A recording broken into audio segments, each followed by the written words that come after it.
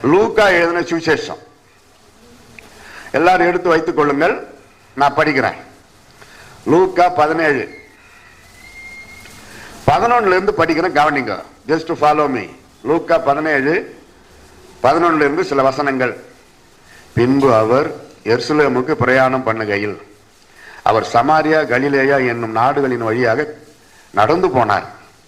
அவர் ஒரு கிராமத்தில் பிரவேசித்த போது குஷ்டரோகம் உள்ள மனுஷர் 10 பேர் அவருக்கு எதிராக வந்து தூரத்தில் நின்று, இயேசு ஐயரே, எங்களுக்கு இறங்கும் என்று சத்தமிட்டார்கள். அவர்களை அவர் பார்த்து, நீங்கள் போய் ஆசாரியர்களுக்கு உங்களை காண்பியுங்கள் என்றார். அந்தபடி அவர்கள் போகையில் சுத்தமானார்கள்.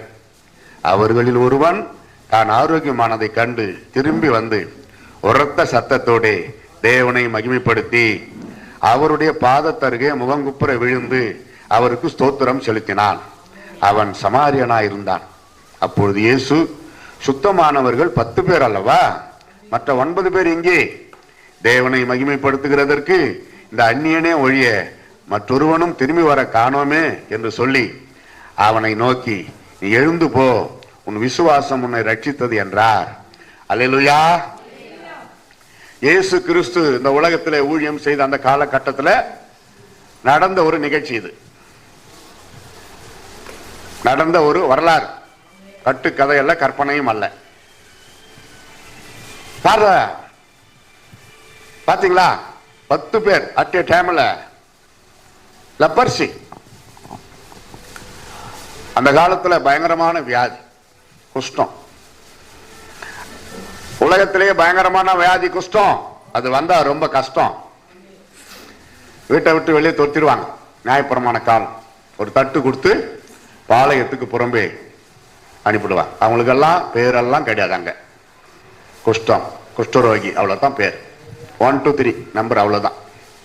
சொந்தக்காரங்க யாராங்க சாப்பாடு எடுத்துன்னு போய் கொடுத்தா மேல இருந்து ஒரு குச்சியில கயிறுல அந்த சாப்பாடு பொட்டலத்தை கட்டி அந்த சொந்தக்காரர் வந்துக்கிறாங்க, வந்து வாங்கிங்க அப்படின்னு சொல்லுவாங்க. அவங்க வந்து வாங்கிட்டு போயிடுவாங்க. இப்படி ஒரு பயங்கரமான சூழ்நிலை.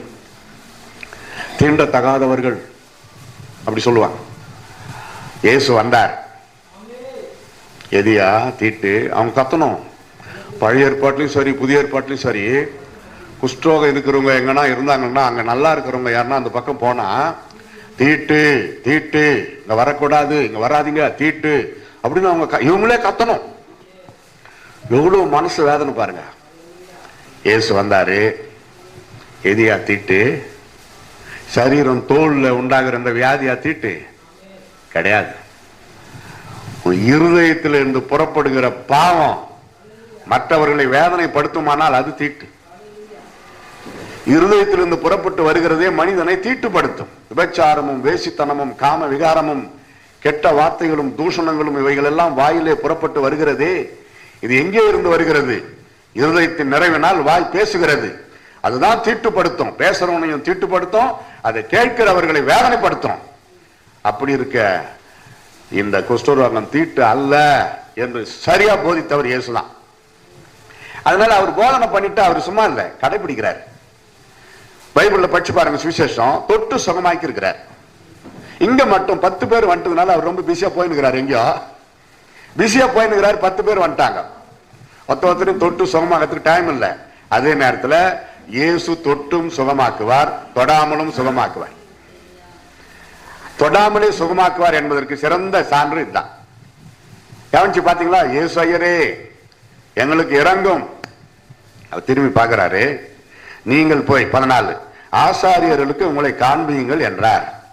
அந்தபடி அவர்கள் போகையில் சுத்தமானார். அவ்வளவுதான். சிம்பிளா முடிச்சுக்கிட்டாரு. பாத்தீங்களா? நம்மளா இருந்தா என்ன பண்ணிருப்போம்? தொட்டு தலைமையில கை வச்சு கொஞ்ச நேரம் நல்லா அமுத்தி சோத்திரம் பண்ணி சுகமாக்குவார்னு பார்த்தா கிட்ட கூட வரல. 10 அடி தூரத்திலேயே உங்களை போய் ஆசாரியர்களுக்கு காண்பியுங்கள்னு சொல்லிட்டாரு. அப்படின்னு அவங்க நினைக்கவே இல்லை. அப்படின்னு அவங்க நினைக்கவே இல்லை. இயேசு சொன்ன வார்த்தையை நம்பி போனார்கள். அப்படி திரும்பி போகையில் சுகமானார்கள். ஏன் லைட்டு குறைஞ்சிச்சு? லைட் வச்சு ஏன் குறைஞ்சிச்சு? சவுண்டுக்காகவா? ஓகே. சரி, எப்படி உங்க சர்ச்சு? நான் வீடியோ எவ்வளவு வெளிச்சம் குறையும், அதனால தான். சரி பரவாயில்ல, நான் ஏத்திக்கிறேன், ஆகட்டும், எடிட் பண்றப்போ. கருப்பா இருட்டுல இருந்து பேசுற மாதிரி தெரியும் பாரு. அதுல நல்லா இருக்குதா? அப்படியா? சரி, அப்ப பேசலாம். சரி, உலகத்திலேயே கர்த்தருடைய பிள்ளைகளுக்கு கிடைத்த ஒரு மாபெரும் பாக்கியம் கர்த்தரை துதிப்பது, ஸ்தோத்தரிப்பது, மகிமைப்படுத்துவது. படைத்தான் படைப்பெல்லாம் மனுவுக்காக, மனுவை படைத்தான் தன்னை வணங்க. இது எல்லாருமே பழமொழி சொல்லுவாங்க. அது எப்படி வந்ததுன்னா பைபிள் இருந்து தான் வந்தது. எப்படி? இந்த ஜனத்தை நான் எனக்கென்று ஏற்படுத்தினேன், இவர்கள் என் துதியை சொல்லி வருவார்கள். அந்த வசனத்துக்கு தான் இப்படி கொடுத்தாங்க. பைபிள் இருந்து தான் நிறைய காப்பி அடிச்சிருக்கிறான் முன்னோர்கள், நிறைய. அப்போ தொடாமலேயே அந்த வார்த்தை நம்பி போனார்கள். அந்த காலத்துல ஆசாரியர்கள் தான் டாக்டர், ரெண்டும் அவங்க படிச்சிருப்பாங்க. அவங்க செக் பண்ணி, ஆமாப்பா நீ சுகமாயிட்ட, நீ வீட்டுக்கு போகலான்னு சொல்லுவாங்க. எந்த வீட்டில இருந்து துரத்தப்பட்டார்களோ அந்த வீட்டுக்கு திருப்பி இயேசு அனுப்புறாரு சுகமாக்கி. அங்க செக் பண்ணி தான் அனுப்புவாங்க. இயேசு சுகமாக்கினார் என்பதற்கு அடையாளம் ஆசாரியர்களுக்கு போய் உங்களுக்கு காட்டுங்க. என்ன அர்த்தம்? நான் சுகமாக்கிட்டேன், அவரே சொல்லுவாரு போங்கன்னு அர்த்தம். போயிட்டாங்க. ஆனா நடந்தது பாருங்க, 10லே 9 அவுட். ஒரே ஒருவன் சமாரியன், இயேசு கிறிஸ்து நடந்து போயினுக்கிறார். தபார்னு காலில் விழுறான். பார்த்தீங்கன்னா 16, அவருடைய பாதத்தருகே முகங்குப்புற விழுந்து அவருக்கு ஸ்தோத்திரம் செலுத்தினான். அவன் சமாரியனா இருந்தான். அதுக்கு முன்னாடி பார்த்தீங்கன்னா தான் ஆரோக்கியமானதை கண்டு திரும்பி வந்து உரத்த சத்தத்தோடு தேவனை மகிமைப்படுத்தி அவருடைய பாதத்தருகே, பாருங்க, இயேசுவின் பாதத்தருகே முகங்குப்புற விழுந்து அவருக்கு ஸ்தோத்திரம் செலுத்தினான். அவன் சமாரியனா இருந்தான். ரொம்ப முக்கியமான காரியம். சமாரியர் இப்ப கூட சரி, இஸ்ரேல் நாட்டுக்கு போனீங்கன்னா சமாரியர் தீண்டத்தகாதவர்கள் அப்படின்னு அவங்கள ஒதுக்கி வச்சிருப்பாங்க. தாழ்த்தப்பட்ட மக்கள் மாதிரி. யூதருக்கும் சமாரியருக்கும் ஆவாது. பெண் கொண்டு பெண் எடுக்க மாட்டார்கள். இப்படி யாருன்னா தாகத்துக்கு யூதர்கள் வீட்டில் சமாரியர் யாராவது தெருவில் போயிட்டு அந்த யூதர் வீட்டு கதவை தட்டி, தாகமா இருக்குதுமா கொஞ்சம் தண்ணி கொடுங்கன்னு கேட்டா அவங்க தண்ணியை அப்படியே பாத்திரத்தோட கொடுக்க மாட்டாங்க, அப்படியே ஊத்துவாங்க. அவங்க கையில் இப்படி குடிக்கணும். அப்படி தீண்டத்தகாது. ஆனா அவன் தொட்டா தப்புன்னு சொல்லி சற்று தள்ளி விழுந்து துதிக்கிறான். அந்த சென்டிமெண்ட் அவன் கடைபிடிக்கிறான். அப்பா ஏசப்பா என்ன பண்றாரு? சுத்தமானவர்கள் 10 பேர் அல்லவா, மற்ற 9 பேர் எங்கே? தேவனை மகிமைப்படுத்துகிறதற்கு இந்த அந்நியனே ஒழிய வேறொருவரும் திரும்பி வர காணோமே என்று சொல்லி இங்கதான் ஸ்பெஷல் பிளெஸிங்ஸ் அவன் வாங்குறான். 9 பேர் சுகமாகி போயிட்டாங்களே, அவ்வளவுதான் கதை.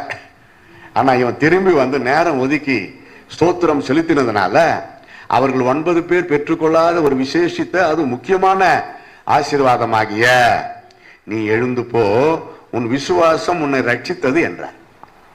ரட்சிப்பை பெற்றான். அவங்க சுகத்தை மட்டும் பெற்றுக்கொண்டு போயிட்டாங்க. பரலோகம் போக முடியாது. உலகத்துல வாழற வரைக்கும் சந்தோஷமா சுகமா வாழ்ந்துட்டு போயிடலாம், அவ்வளவுதான். இயேசு கிறிஸ்து காலகட்டத்தில் எவ்வளவு பேர் சுகமாக்கினாரு? அவங்க எல்லாருமே ரட்சிக்கப்பட்டார்களா? இல்லையே. இதோ ஒரு சிலர் தான். அதே போலதாங்க 10லே 9 அவுட். அப்ப மீதி எவ்வளவு பாருங்க.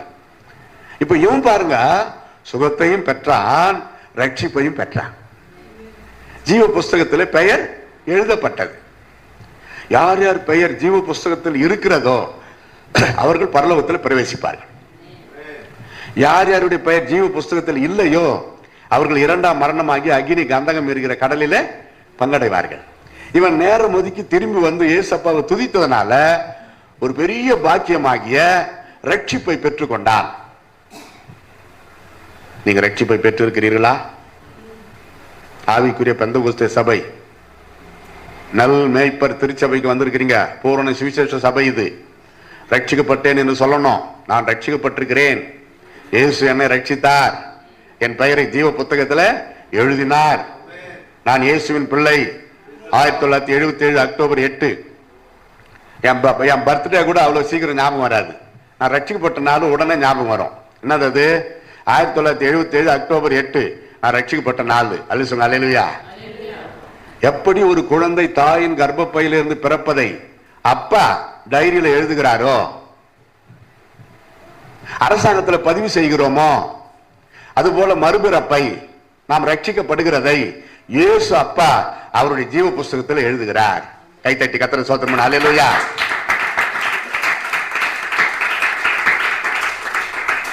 பெந்தெகோஸ்தே சர்ச்சுக்கு தான் போவாங்க. தம்பி ரட்சிக்கப்பட்டிருக்கிறியான்னு கேட்பேன். அது என்னமோ தெரியல அங்கிள். அப்போ சபைக்கு எவ்வளோ கேவலம், அது பாஸ்டருக்கு எவ்வளோ கெட்ட பேரு.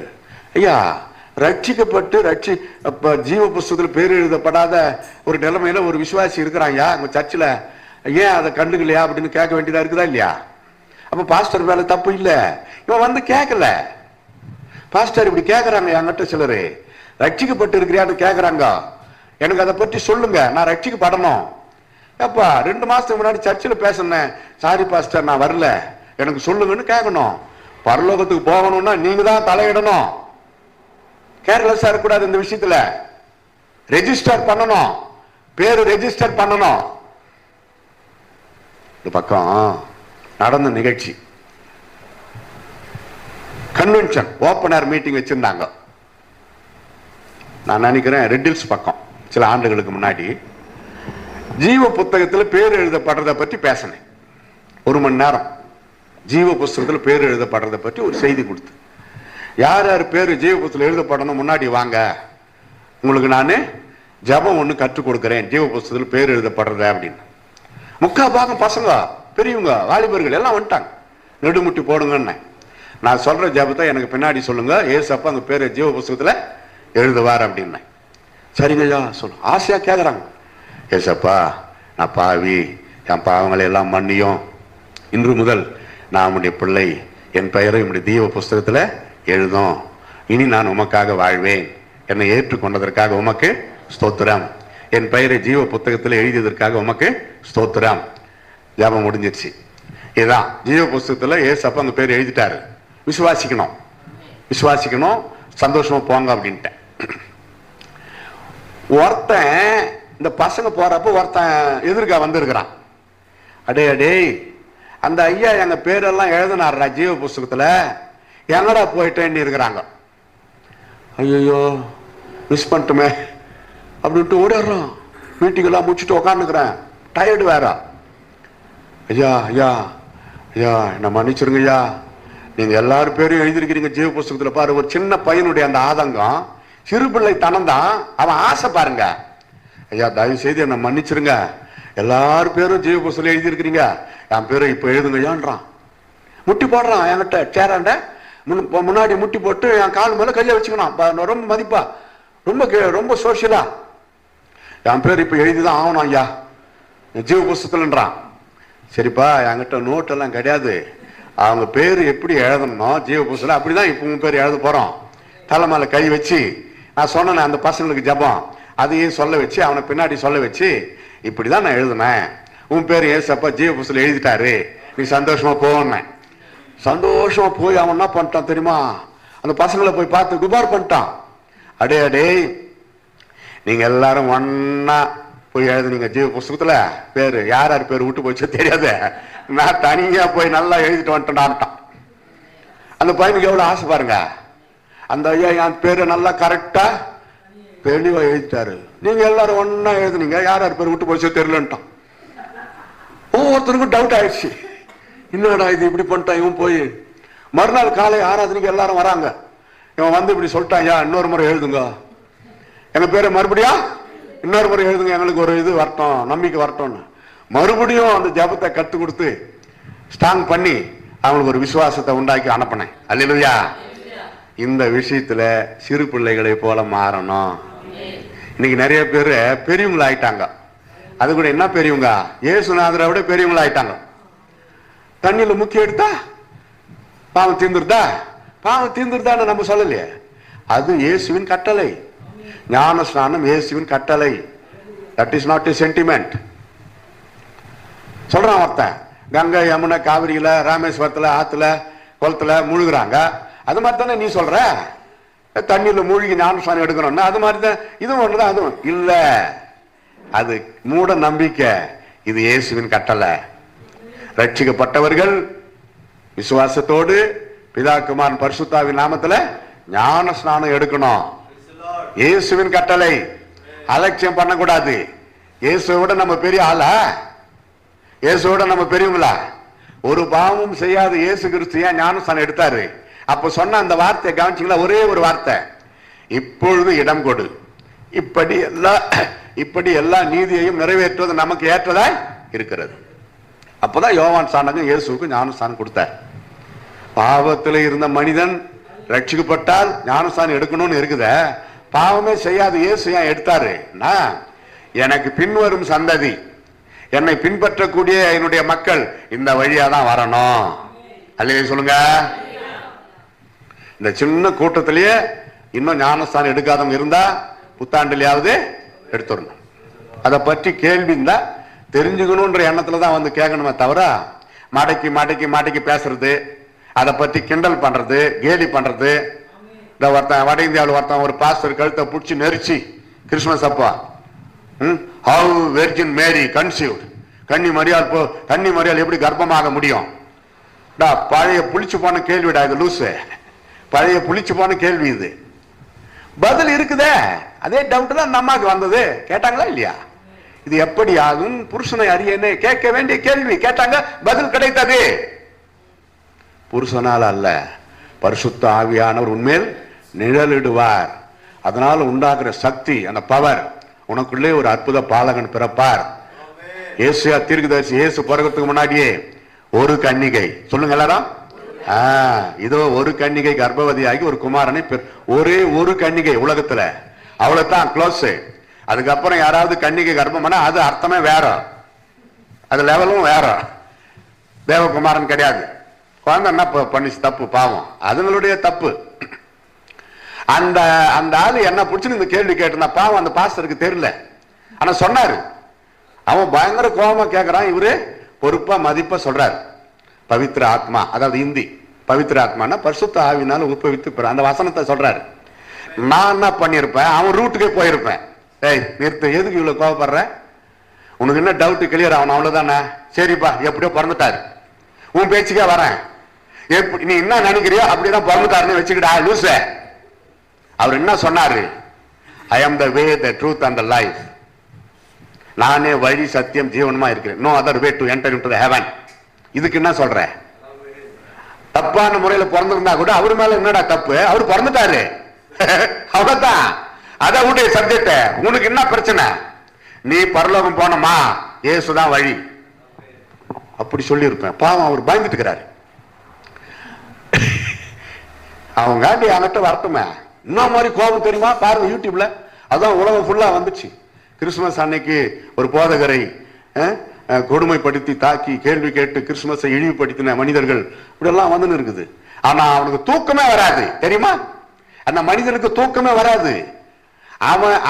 அவன் நம்புற பிசாசே அவனை சும்மா விட மாட்டான். பரிசுத்தமான தேவகுமாரனை நீ எப்படி இழிவுபடுத்தின, அவ்வளவுதான் அவன் கதை. அப்படி ஆயிரும். பிசாசுக்கு பிரியமாய் வாழ்கிறவனுக்கு பிசாசுனாலதான் அட்டாக். ஆண்டவர் ஒன்னும் தப்பு செய்ய மாட்டார். அன்பை உருவாகி ஆண்டவர் தலையிட மாட்டார். Okay, come to the important point. கொண்டு வந்த மேட்டரை முடிச்சிடலாம். இந்த அந்நியனே ஒழிய வேறொருவனும் காணோமே. நான் நினைக்கிறேன் சுகமான உடனே, என் சிந்தனை சுகமான உடனே இந்த சமாரியன் அந்த 9 பேருக்கிட்ட கேட்டிருப்பான். ஏன்னா அதெல்லாம் எழுதப்படலை. டேய் வாங்கடா, டேய் வாங்கடா. நாரி கொண்டு கிடந்த நம்ம இயேசு எவ்வளவு அழகா சுகமாக்கினார். ஒரு ஸ்தோத்திரம் சொல்லிட்டு வரலாம், நன்றி சொல்லிட்டு வரலாம். வாங்கடா வாங்கடா டேய் கூப்பிட்டுருப்பான். நான் நினைக்கிறேன் அந்த 9 பேர்ல ஒத்தனா என்ன சொல்லியிருப்பான் தெரியுமா? எடுத்ததுமே ஒருத்தன் இவன் கேட்டதான் போய் நன்றி சொல்லிட்டு வரலாம் வாங்கடான்னு கூப்பிட்டாரு இல்ல நம்ம தலைவர் சமாரியான். நீ தான் பெரிய சீனியரா, நீ கூப்பிட்டா நாங்க வந்துடணும், நீ தீண்டத்தகாதவன், நீ கூப்பிட்டு நாங்க வர முடியாது, போடா போயிட்டு இருப்பான் ஒருத்தன். இன்னொருத்தன் நான் சொல்லியிருப்பான், நண்பா வாஸ்தவம் தான், நீ சொல்றது வாஸ்தவம் தான், ஆனா நான் வீட்டுக்கு போய் எங்க அப்பா அம்மா கிட்ட நான் சுகமாயிட்டு காட்டிட்டு ஒரு சிறப்பு காணிக்கையோட இயேசுவை வந்து நான் பாக்குறேன், இப்ப இந்த ஸ்பாட்ல முடியாதுன்னு இருப்பான். இப்ப அது எப்பனா கூட செய்யலாம். இப்ப ஸ்தோத்திரம் சொல்றதுக்கு வா, ஏய் முடியாதுன்னு சொல்றேன்ல போடா, அவன் போயிட்டு இருப்பான். இன்னொருத்தன் என்ன சொல்லியிருப்பான், இந்த பாரு நான் அகூரமா கேவலமா அசிங்கமா ஆயிட்டேன்னு சொல்லி வீட்டை விட்டு துரத்துனாங்க, இப்ப நான் அழகாயிட்டேன், வீட்டுக்கு போய் நான் என்ன சொல்ல போறேன், என்ன துரத்துனீங்கல்ல, குஷ்டரோகம் வந்துருச்சுன்னா நான் வீட்டை விட்டு துரத்துனீங்கல்ல, பாரு எவ்வளவு அழகா ஆகிட்டேன், எவ்வளவு அழகா ஆயிட்டேன், ஏசு என்ன அழகா அம்மா மாத்திட்டாரு, சுகமாகிட்டாரு, மரியாதையா பொண்ணு பாருங்க, கல்யாணம் பண்ணி வைங்க கேட்டிருப்பான். வாலிப பசங்க தானே எல்லாரும், ஒருத்தனும் ஒண்ணு சொல்லி போயிட்டானுங்கய்யா. ஆனா இவன் பாருங்க கொஞ்சம் தூரம் தான் போயிருப்பாரு இயேசு கிறிஸ்து, ஓடி போய், ஏன்னா உடம்பு நல்லா ஆயிட்ட பிறகு ஓட முடியும், நடந்து போயினுக்கிறாரு பிஸியா, தபான்னு காலில் பார்த்தா, ஏந்திரு புடி தூக்கு, என்னப்பா, ஐயா ஐயா எப்படி கிடந்தா நாரிக்கிட்டு சுகமாகிட்டீங்களே, ஸ்தோத்திரம், பாருங்க தரையில விழுந்து முகம் குப்புற. சரி எங்க மீதி 9 பேரு சாலாக கேட்டிருப்பாருன்னு நினைக்கிறேன். அவன் முடிக்கிறான், குற்றவாளியா தீர்க்கறதுக்கு மனசு வரல பாருங்க அவனுக்கு. உடனே இயேசு வாக்குத்தத்தம் கொடுத்துட்டாரு, இனி நீ போ, நீ எழுந்து போ, உன் விசுவாசம் உன்னை ரட்சித்தது. ரட்சித்தது. தொழுது கொண்டான். அவர்களில் ஒருவன் தான் ஆரோக்கியமானதை கண்டு 15 திரும்பி வந்து உரத்த சத்தத்தோடு தேவனை மகிமைப்படுத்தினான். அப்படி வச்சுக்கலாம் ஒண்ணு. திரும்பி வந்து ரொம்ப முக்கியம். வாழ்க்கையிலே ஒரு திருப்பம் இல்லாமல் கர்த்தரை ஸ்தோத்தரித்தால் அது ஏற்றுக்கொள்ளப்படாது. ஸ்தோத்திரம் கனி, ஸ்தோத்திரம் என்கிற பலி சொன்ன, ஸ்தோத்திரம் என்கிற கனி. அப்ப அந்த கனியை கொடுக்கிறவன் சுத்தமான கைகளால் இருந்தால் அந்த கனி பெற்றுக் கொள்வார். கையிலே நொதிக்கிற ரணமும் சீழும் ஒழுகி கொண்டு அந்த தொழுநோயோட அந்த ஆப்பிள் பழத்தை இன்னொருத்தர்கிட்ட கொடுத்தா அவங்க வாங்குவாங்களா? வாங்க மாட்டாங்க. துதிக்கிற நம்முடைய துதி சுத்த இருதயமா இருக்க வேண்டும் என்று கர்த்தர் விரும்புகிறார். யாக்கோபு எழுதுகிறார், மனிதனை சபிக்கிறாய், அந்த மனிதனை படைத்த தேவனை துதிக்கிறாய், இரண்டும் ஒரே நாக்கில இருந்து புறப்படலாக்காது மகனே மகளே. கர்த்தரை துதிக்கிறியா, மனுஷனையும் பாராட்டு, மனுஷனையும் உற்சாகப்படுத்து, சாபம் மட்டும் போட்டுறாத, அதனால ஒரு பிரயோஜனம் கிடையாது. புத்தி சொல்லலாம். ஒரு விசுவாசி பின்வாங்கிட்டா, பாவத்தில் விழுந்துட்டா பாஸ்டர் சாபமா போடுறாரு இல்லையே, உட்கார வச்சு புத்தி சொல்லுவார். கணப்பா இது பெரிய டேஞ்சரஸ், பரலோகம் போக முடியாது, பின்மாறி போவானால் அவன் மேல் என் ஆத்துமா பிரியமா இராதுன்றாரு ஆண்டவரே. இப்ப யோசித்து பாருங்க. திரும்பம், அதான் மனம் திரும்புதல். மனம் திரும்பி ஒருவன் செலுத்துகிற ஸ்தோத்திரம் ஆண்டவர் அழகா அங்கீகரிக்கிறார். அது சுகந்த வாசனையா ஏற்றுக்கொள்கிறார். துதிகளின் மத்தியில் வாசமாய் இருக்கிற தேவன் நம் துதிகளையும் ஏற்றுக்கொள்கிறார். அல்லேலூயா சொல்லுங்க. காலங்காத்தால எழுந்து நீ வாய் குப்ளிகா காட்டி கூட பரவாயில்லம்மா, அங்கே பெட்டாண்டியே நெடுமுட்டி போடு கொஞ்ச நேரம், ஒரு 5 நிமிஷம். சோத்திரம் சோத்திரம், ஹல்லேலூயா, பிரைஸ் தி லார்ட். உயிரோட எழுந்துட்டோம் இல்லையா, அதுக்காக. அப்புறம் நீ பல்லு வழக்கு குழி, பைபிள் எடுத்து வச்சுக்கோ, நோட்டெல்லாம் எடுத்து வச்சுக்கோ, பாட்டு பாடு, சோத்திரம் பண்ணு, ஜெபம் பண்ணு. டைம் இருக்கிற வரைக்கும் 1 மணி நேரமோ 1/2 மணி நேரமோ உங்க வீட்டு வசதியை பொறுத்தது. டியூட்டிக்கு அர்ஜென்ட்டா போறவங்களா இருந்தா ஒரு 1/2 hour குடும்ப ஜெபம், 2 பாட்டு, ஒரு அதிகாரம் படிங்க. ஒருத்தர் ஒரு நாளைக்கு ஜெபம் பண்ணுங்க. குடும்ப ஜெபம் இல்லாத வீடு கூரை இல்லாத வீடு. இன்னைக்கு வரைக்கும் நாங்க ஊழியம் தானே செய்யறோம், எவ்வளவு இடத்துல போய் ஊழியம் செய்யறோம், ஜெபம் பண்றோம், பாட்டு பாடுறோம். ஆனாலும் குடும்ப ஜெபம் காலையில இரவுல நாங்க நடத்துறோம் எங்க வீட்டுல. அல்ல சொல்லுங்க, குடும்ப ஜெபம் இருக்கணும். ஊழியரா இருந்தாலும் சரி, விசுவாசியா இருந்தாலும் வீட்டுல ஜெப சத்தம் கேட்கணும் காலையில. அதுக்கு முன்னாடி தனி ஜெபம், தனி ஸ்தோத்திரம். அது அவங்க இஷ்டம். 2 மணிக்கு மேல எனக்கு தூக்கமே வரல அப்படின்னு வச்சுக்கோங்க, என் மனைவி போய் நான் எழுப்ப மாட்டேன். பாவம் பகலெல்லாம் கஷ்டப்பட்டு டயர்டா தூங்கின்னு இருப்பாங்க, நான் அவங்கள டிஸ்டர்ப் பண்ண மாட்டேன். தனியா ரூம்ல போய் தூங்குறவங்களை டிஸ்டர்ப் பண்ணாத ஸ்தோத்திரம் பண்ணுவேன். லைட்டை போட மாட்டேன். நான் பாதி ராத்திரில ஸ்தோத்திரம் பண்றது ஜெபிக்கிறது யாருக்குமே தெரியாது. அதே போலதான் என் மனைவியும். நான் நல்லா தூங்கின்னு இருப்பேன், அவங்க வந்து வேற ரூம்ல போய் ஸ்தோத்திரம் பண்ணிட்டு ஜெபம் பண்ணிட்டு வந்திருப்பாங்க. இப்படி ரகசிய அந்தரங்க ஜெபம் ரொம்ப நல்லது, சேர்த்து வைக்கணும். அந்தரங்கத்துல அவன் விழுந்து பாதத்துல விழுந்து தொழுது கொண்டானே, அது எதை குறிக்கிறது? தொழுகை. சொல்லுங்க, தொழுகை. அதான் இஸ்லாமியர் தொழுகைன்னு வாங்காத. மலேசியா, சிங்கப்பூர் எங்க போனாலும் முகமதியர்களுடைய அந்த பாஷையில் அங்கே தொழுகை இடம் அப்படின்னு இருக்கும், ப்ரேயர் ரூம். கிறிஸ்துவன் கூட போய் அங்கே அமைதியாக மனசில் ஏசுக்கிட்டு ஜெபம் பண்ணிட்டு வரலாம், அவங்க ஒன்றும் திட்ட போகிறது இல்லை. முஸ்லீம்களும் போய் அது முஸ்லீம் இடம் தான், ஆனால் யாரு போனாலும் அங்கே திட்ட மாட்டாங்க. தொழுகை அவ்வளோதான் அவங்க சொல்றது. இதுக்கு உள்ள நுழைஞ்சு அல்லாஹ்வை மட்டும்தான் துதிக்கணும்னு அவங்க சொல்லலை. அப்போ உலகமெங்கும் பிதாவை தொழுது கொள்ளும் காலம் வருகிறது. இந்த தொழுகையில 3 வகை இருக்கிறது. இவன் இயேசுவை வந்து தொழுது கொண்டான், யாருமே இல்லை அந்த இடத்துல, தனியாக வந்து இயேசுவை தொழுது கொண்டான். தனிப்பட்ட முறையில் ஆண்டவரை தொழுது கொள்ளுகிற அனுபவம். மத்தேயு 6:6 படிக்கிறோம், உன் கதவை பூட்டு, அந்தரங்கத்தில் உன் பிதாவை நோக்கி ஜெபம் பண்ணு, அந்தரங்கத்தில் பார்க்கிற பரமபிதா உனக்கு வெளியரங்கமாய் பலன் தருவார். தனியா ஜெபிக்கிறீங்களா? தனி ஜெபம் இருக்குதா? தனி ஜெபம் இருக்குதா? இருக்கணும். இங்க பாத்தீங்களா மரமெல்லாம் எவ்வளவு உயரமா இருக்குது? சில மரங்கள் பாத்தீங்களா பச்சை பச்சைன்னு உயரமா? What is the secret? The root of the tree growing under the ground earth. ஒரு மரம் பசுமையா இருக்கிறது என்றால் அந்த ரகசியம், அந்த மரத்தின் வேர், கண்ணுக்கு தெரியாத அந்த மரத்தின் வேர் பூமிக்கு அடியில ஊடுருவி செல்லுகிறது. அதான் தனி ஜபம். தனி ஜபம் யாருக்கும் தெரியாம எவ்வளவுக்கு எவ்வளவு நீங்க பண்றீங்களோ மரமாகி உங்களுடைய வாழ்க்கை செழிப்பா இருக்கும். கையை தட்டு, அல்லேலூயா. இரண்டாவது தொழுகை, நானும் என் வீட்டாருமோ வென்றால் கர்த்தரையே சேவிப்போம். யோசுவா சொல்றாரு பாத்தீங்களா, ஐயோ அவர் பட்ட பாடு இந்த ஜனங்களை வச்சுக்கிட்டு.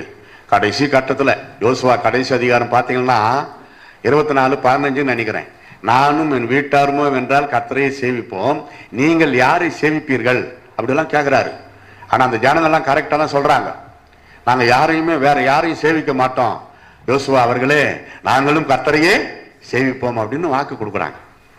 அப்ப குடும்ப ஜெபம், குடும்ப ஆராதனை, குடும்பமாக கர்த்தரை தொழுது கொள்ளுகிற ஒரு அனுபவம். பசங்க வந்து கலந்துக்கிறாங்களோ இல்லையோ, கணவன் மனைவி முதல்ல எழுந்து முட்டி போட்டு பாட்டு பாடு, ஒரு 2 பாட்டு பாடு. பசங்க வந்து கலந்துக்கா காட்டி கூட பரவாயில்ல, நீங்க பாட்டு பாடி ஜெபம் பண்ணி ஒரு அதிகாரம் படிச்சு முடிங்க. அதுக்கப்புறம் கர்த்தர் அவங்க உள்ளத்துல பேசுவார், சந்திப்பார். நாங்கெல்லாம் எங்க பசங்க சின்ன பசங்களா இருக்கிறப்ப எழுப்பிடுவோம். ஆரம்பத்துல இருந்து அதை பழக்கம் பண்ணணும். ஜபத்துக்கு இல்லாத முக்கியத்துவம் கொடுக்காத அப்படியே பட்டேன்னா யோசிக்கணும். குடும்பமாக ஆண்டவரை தொழுது கொள்ளுகிற அனுபவம். குடும்ப ஜபம் இல்லாத வீடு கூரை இல்லாத வீடு சொல்லுவாங்க பழமொழி தமிழ்நாட்டில். இந்த செவுரு மட்டும் கட்டிட்டு மேல இது ஹாஸ்பிட்டல் சீட்டு போட்டு மூடலன்னா இங்க நம்ம உட்காந்து இருக்க முடியுமா? அது மாதிரியா குடும்ப ஜபம் இல்லாதவங்களுடைய வாழ்க்கை என்ன ஆகும்? பனி கொட்டும், மழை கொட்டும், வெயில் வந்தா வெயிலும் படும். செவுரு மட்டும் கட்டினா பிரயோஜனம். அது போலதான் யோசித்து பாருங்க. மூன்றாவது ஒரு தொழுகை இருக்கிறது, சபையாக. சொல்லுங்க. 25:10 Hebrews 10:25 சபை கூடி வருதலை சிலர் விட்டு விட்டார்கள், அது போல நீங்களும் விட்டு விடாதீர்கள். Do not miss to go to church.